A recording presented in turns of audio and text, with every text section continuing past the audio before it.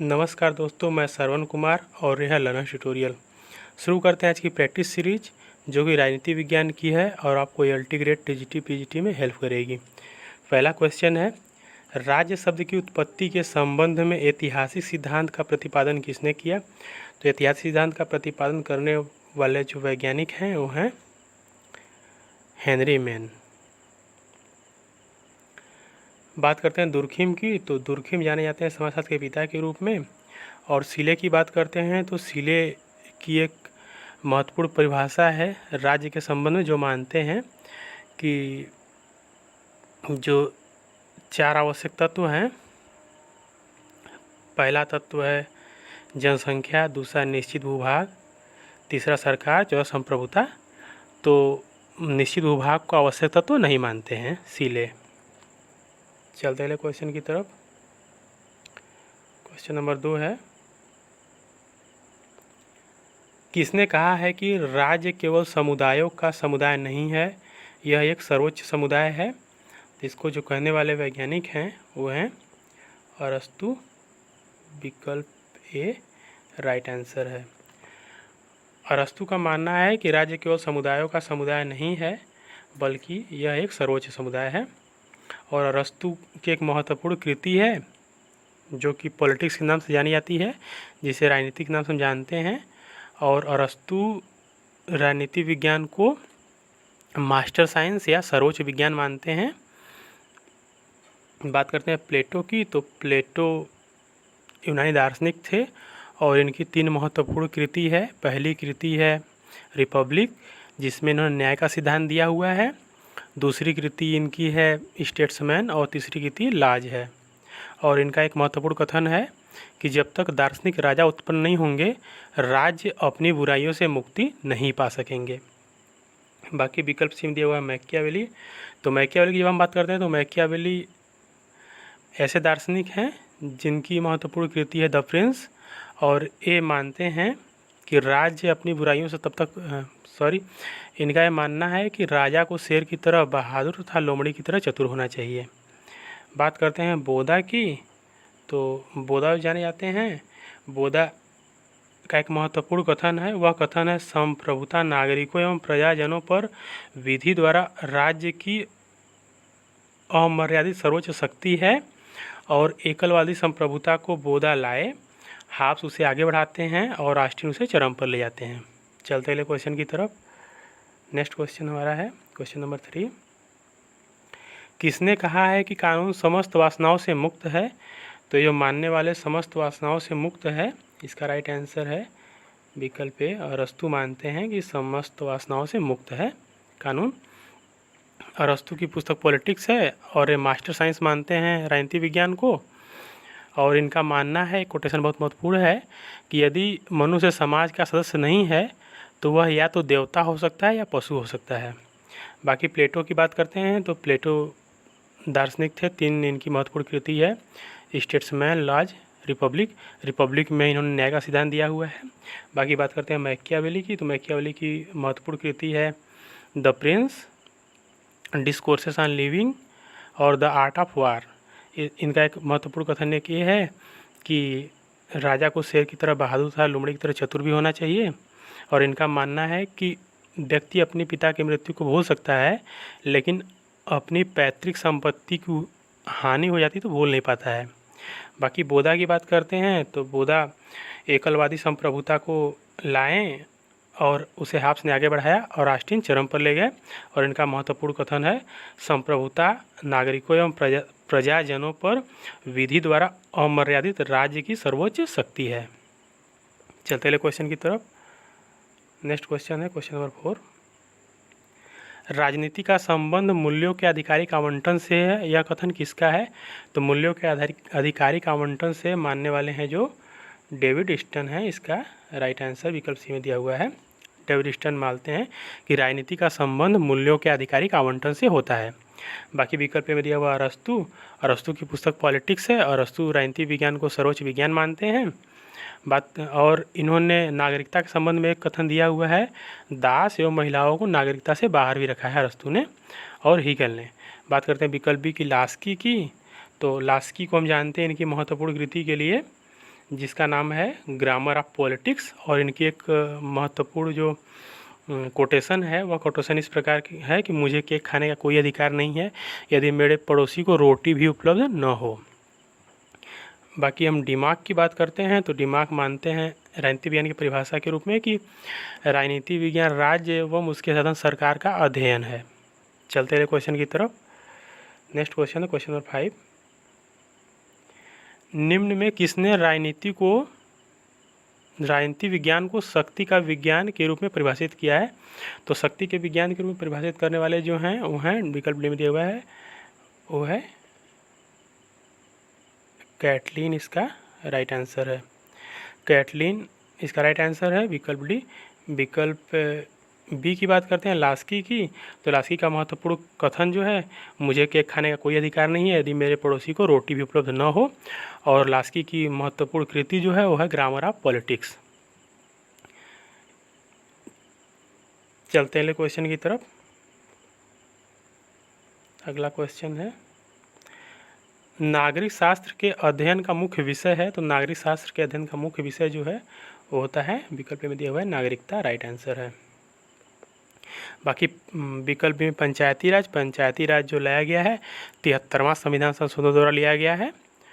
और राज्य की बात करते हैं तो राज्य के 4 आवश्यक तत्व होते हैं। पहला तत्व है जनसंख्या, दूसरा निश्चित भूभाग, तीसरा सरकार, चौथा संप्रभुता। नगर निगम की बात करते हैं तो 74वां संविधान संशोधन द्वारा नगर निगम को लाया गया है। चलते हैं क्वेश्चन की तरफ। निम्नांकित में से किसने भूमि को राज्य का आवश्यक तत्व नहीं माना है? तो भूमि को राज्य का आवश्यक तत्व न मानने वाले वैज्ञानिक जो हैं बिलोवी हैं। इसका विकल्प डी में दिया हुआ है, राइट आंसर है। बिलोवी भूमि को राज्य का आवश्यक तत्व नहीं मानते हैं। और हम बात करते हैं कि ऐसे कौन कौन से राजनीतिज्ञ रहे हैं या राजनीतिक विचारक रहे हैं जो कि राज्य का आवश्यक तत्व भूमि को नहीं मानते हैं। उसमें नाम आता है सीले का, डिग्बी का, हाल का, बिलोवी राइट आंसर है। बाकी सुकरात की बात करते हैं। सुकरात जो हैं प्लेटो के गुरु रहे हैं और प्लेटो जो हैं यूनानी दार्शनिक हैं और इनकी महत्वपूर्ण कृति है रिपब्लिक, जिन्होंने न्याय का सिद्धांत उसमें वर्णित किया है। और स्टेट्समैन और लाज भी महत्वपूर्ण कृति इनकी रही है। और इनका एक महत्वपूर्ण कोटेशन है, वह कथन इस प्रकार से है कि जब तक दार्शनिक राजा उत्पन्न नहीं होंगे तब तक राज्य अपनी बुराइयों से मुक्ति नहीं पा सकेंगे। और अरस्तू की बात करते हैं तो अरस्तू जो हैं पॉलिटिक्स के लेखक हैं और इनका मानना है कि यदि कोई समाज का सदस्य नहीं है तो वह या तो पशु हो सकता है या देवता हो सकता है। चलते हैं क्वेश्चन की तरफ। नेक्स्ट क्वेश्चन है क्वेश्चन नंबर 8। व्यक्ति का समस्त महत्व और उसकी संपूर्ण आध्यात्मिकता यथार्थता जो कुछ उसे उपलब्ध है इसलिए है कि वह राज्य का सदस्य है। यह कथन किसका है? तो यह जो कथन है वो है विकल्प में दिया हुआ है ए हीगल, इसका राइट आंसर है।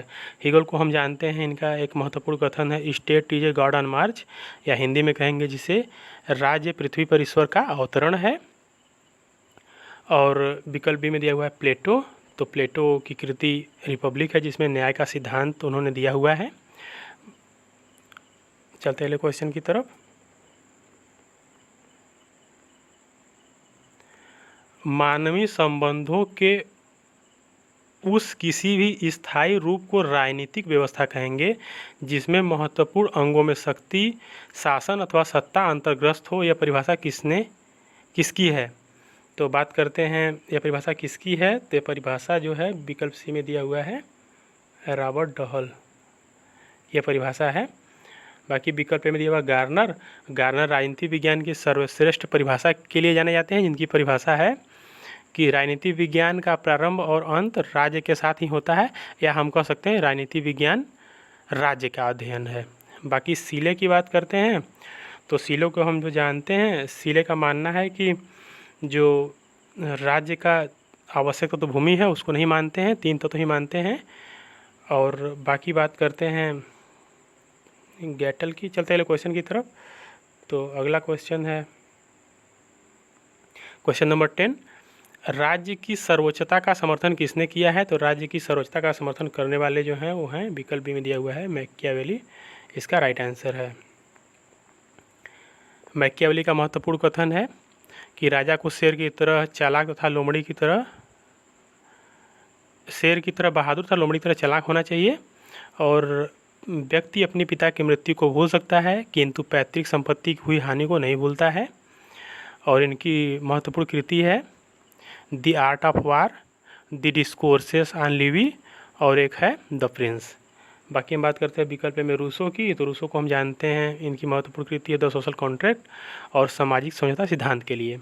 बाकी हाब्स की बात करते हैं तो हाब्स को हम जानते हैं, इनकी महत्वपूर्ण कृति लेवियाथान के लिए, और ये भी सामाजिक समझौता सिद्धांत से जुड़े हुए हैं।